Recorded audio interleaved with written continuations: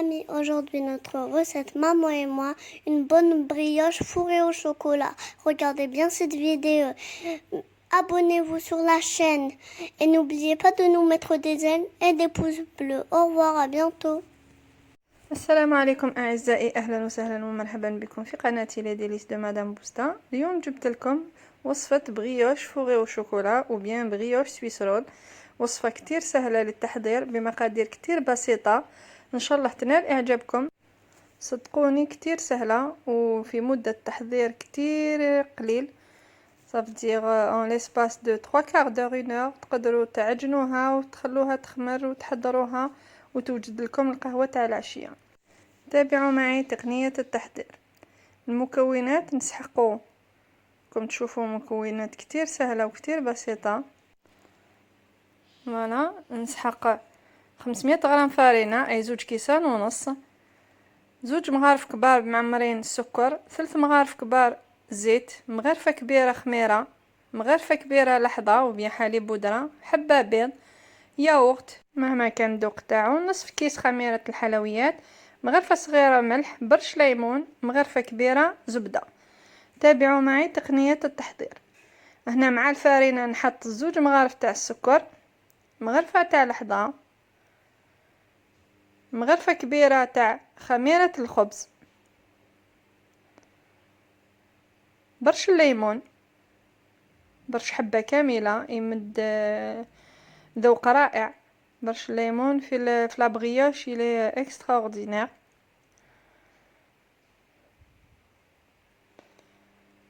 فوالا on râpe tout le zeste. من بعد نزيدو عليها 3 مغارف تاع الزيت المائدة، حبة تاع البيض، لو بو د ياغورت. انا هنا اخترت فراز بصح نتوما تقدروا تستعملوا اي ذوق اللي تحبوه.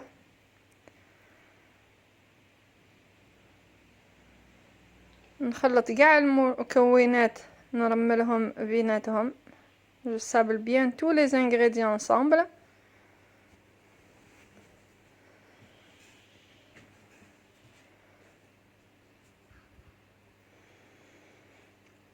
من بعد نزيد عليهم حوالي كاس ماء، نزيد نص، من بعد بشوية نزيد النص الثاني ونلم العجينة ديالي. العجينة لازم تكون طرية تتلاصق شوية بين اليدين. هنا جو في لا فيرسي سور لو بلان دو طرافاي باش نعجنها مليح. لازم العجينة تاعي تكون بيان ليس.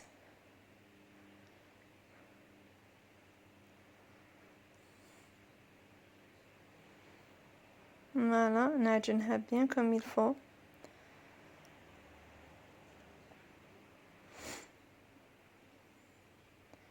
نجلي طال بو ونحط عليها مغرفة كبيرة زبدة ونعجنها ثاني.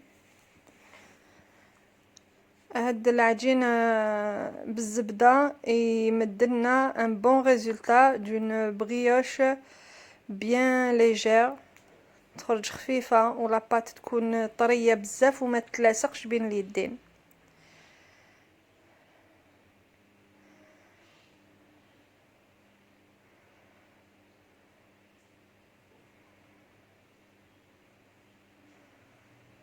ولا نعجنها لمدة حوالي 3 إلى 5 دقائق.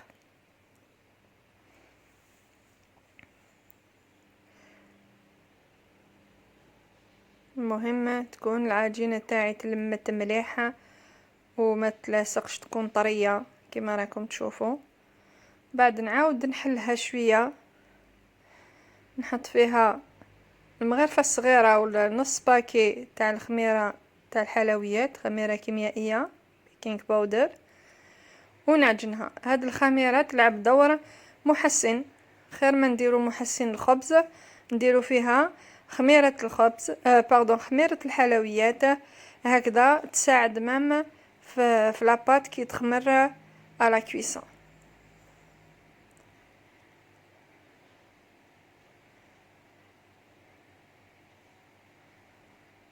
فوالا هنا نعاود نحلها شويه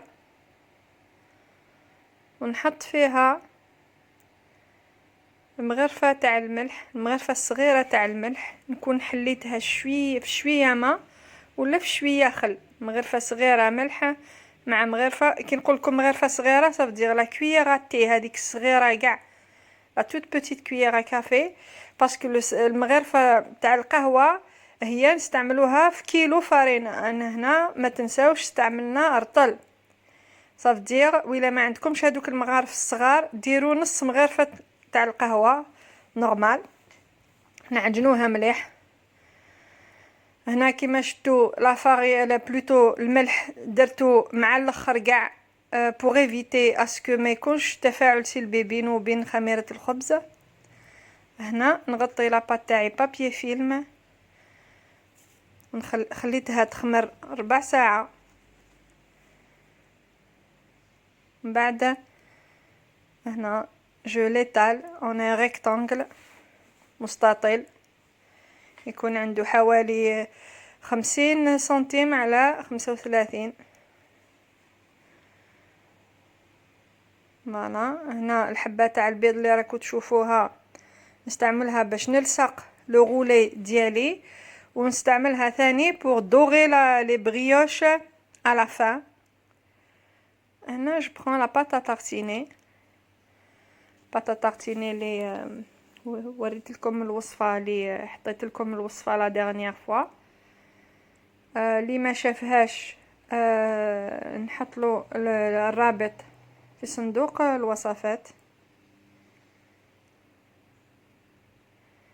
من باطا تارتيني تجي هايله، نقدروا نخدموا بها واش نحبوا، نستعملوها pour la finition des gâteaux, pour tartiner du pain et même pour des brioches, pour fourrer des madeleines par exemple. صدقوني بزاف هايله. Voilà, une fois que j'ai bien étalé لا باطا تارتيني ديالي، هنا ثاني حسب الذوق. انا حبيت ندير شوكولا، بصح الواحد يحب يدير كونفيتور يقدر يدير كونفيتور، واحد يقدر يدير فيرميسيل وشوكولا، كل واحد واش حب. واحد يقدر يدير كراميل وبور سالي، فوالا كل واحد والذوق تاعو. انا هنا درت لا باطا تارتيني روليتها كما راكم تشوفوا كما بسكوي رولي.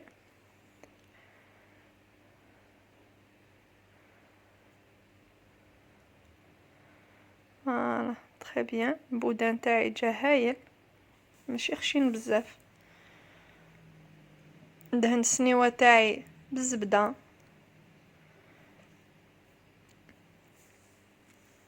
ونحط فيها لي غولي اللي نقطعهم ابوبري دو 3 سنتيمتر.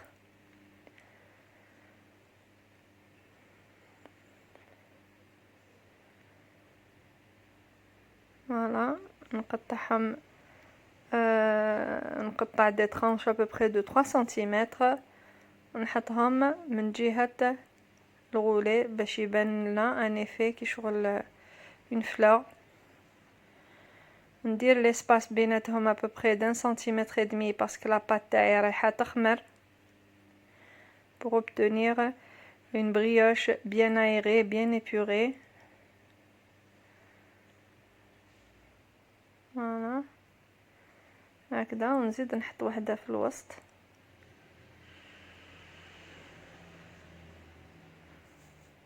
فوالا وناخذ سنيوه واحده اخرى، ولا تقدروا تاخذوا سنيوه كبيره عليها وتخدموهم كاع في سنيوه واحده. انا هنا حبيت ندير وحده كي شغل كوم une couronne، وحده avec le roulé au milieu. هذيك هذه هي.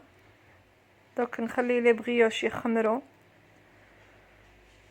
بيان كوم يلفو، ومن بعد نغطيهم بابي فيلم هكذا. من بعد كي يخمروا ندهنوهم باللف باتو بالحبه بيض اللي خلطتها، و نحطهم في فرن سخون 180 درجه. هنا نخلي لي بريوش تاعي يريحوا حوالي ربع ساعه، يفشوا هاد الايامات الحال سخون كيما راكم تشوفوا. هنا لا باس ا دوبلي دو فوليوم. لي غوليت لاصقوا بيناتهم دون سو بوت اللي قلت لكم نلس دو فيد، نخلو الفيد بيناتهم باسكو وإلا زيرناهم بعد لا بريوش تاعنا ما تخرجش خفيفه.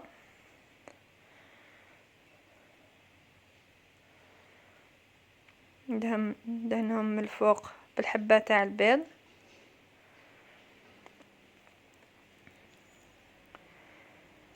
Et je vais les enfourner dans un four يكون préchauffé à 180 degrés.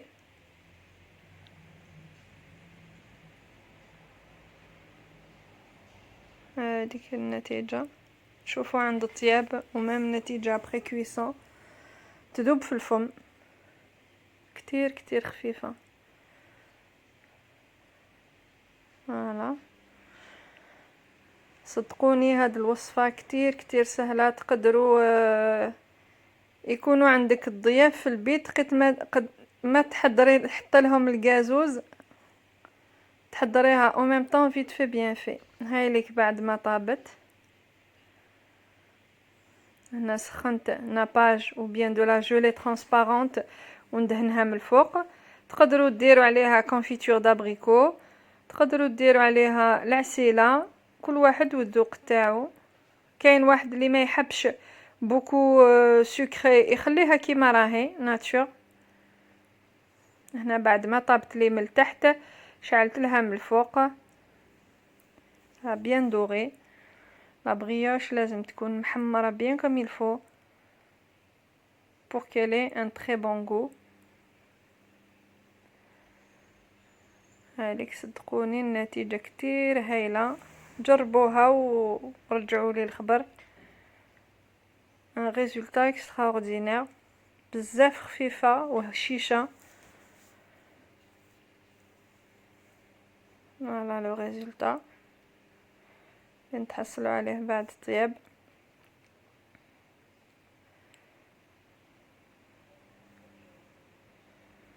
هاي لك الداخل اللي بيان ايري اون بلوس. هنا قطعتها مازالها سخونه بصح بلوس elle se repose plus le résultat il est extra. فوالا نتمنى انه الوصفه تكون نالت اعجابكم. المقادير نحطه لكم اخر الفيديو. ما تنساوش تشتركوا في القناه، حطوا لي جيم الى عجبتكم الفيديو، وضغطوا على تفعيل الجرس لكي يصلكم كل جديد القناه. الى اللقاء.